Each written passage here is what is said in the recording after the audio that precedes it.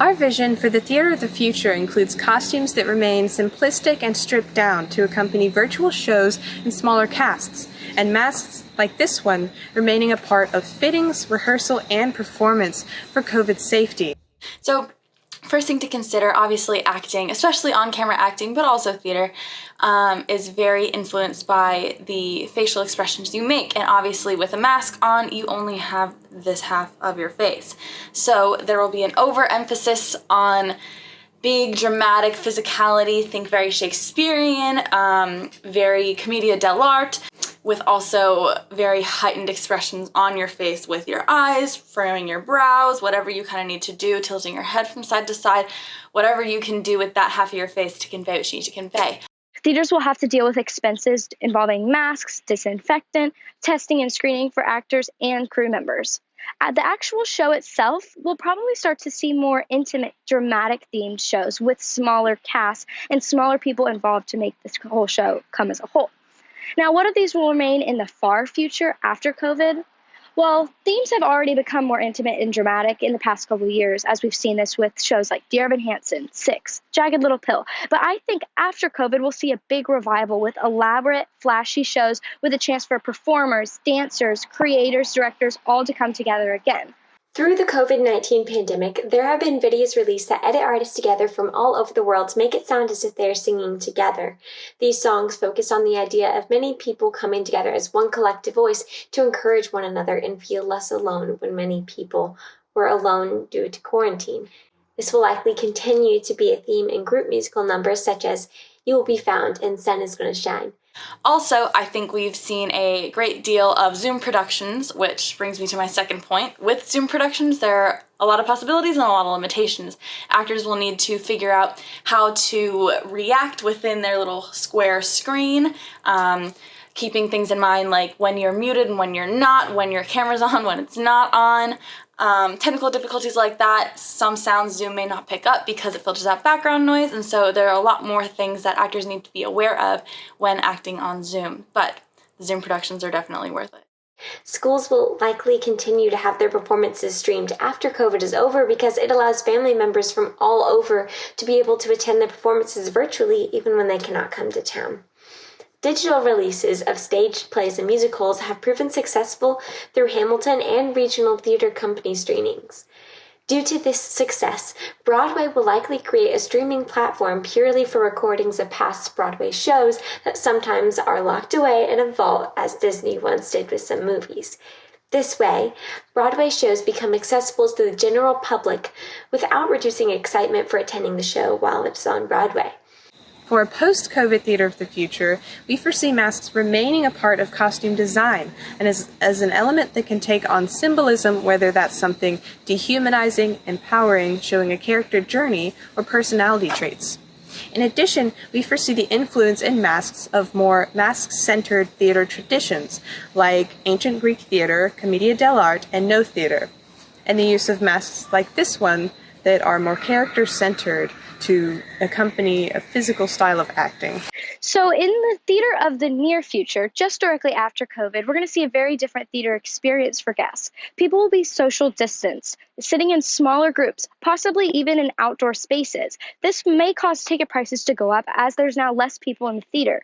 Guests will be wearing masks. There could be possible entrance and exit times designated for guests, and maybe even less merchandise or concession opportunities. Theater Mania did an article about what theater will look like after COVID. There won't be ushers, so guests will pick up their playbills from a table. No stage door, no backstage tours. Overall, just less people in the theater, also meaning less jobs in this area, unfortunately.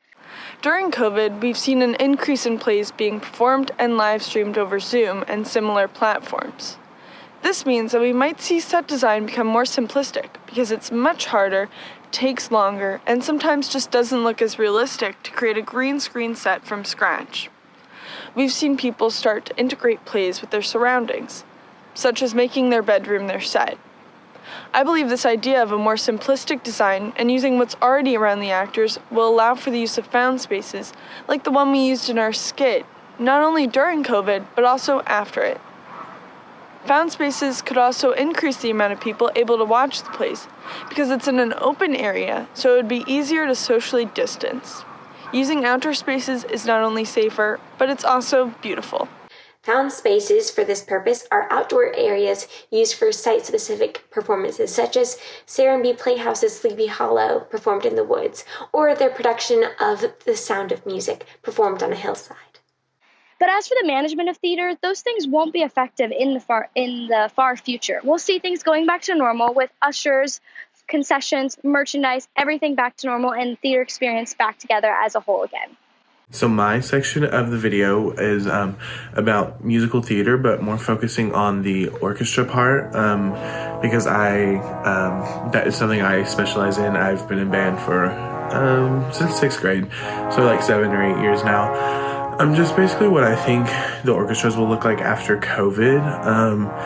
I think we will see a shift to a lot of virtual orchestras just because it has allowed such flexibility in maybe practice times, and it allows for musicians across the world to play together, and I think it just gives more availability to musicians to be creative with what they're doing. So I do think we will see a lot more of that come out, but I'm not going to talk a lot because I do have kind of an example of what I'm talking about with like a virtual style orchestra, and we are going to show that in the video.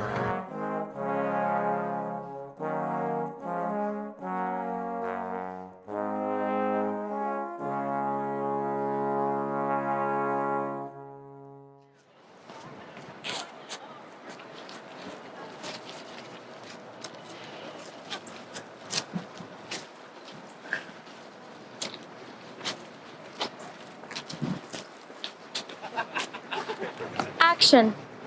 Here's to my true love.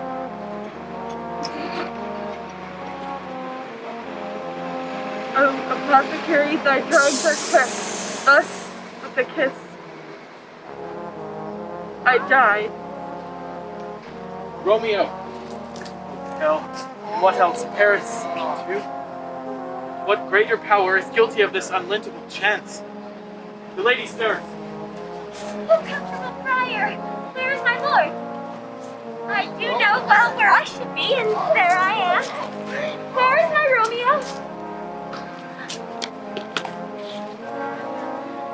Come, Juliet, from that nest of death, contagion, and unnatural sleep. A greater power that we can contradict has thwarted our intents. Come, thy husband that lies there lies dead, and Paris too. I'll dispose of thee in a sisterhood of holy nuns. Come, stay not to question. We dare stay no longer. Go, get thee hence, sir. I will not away.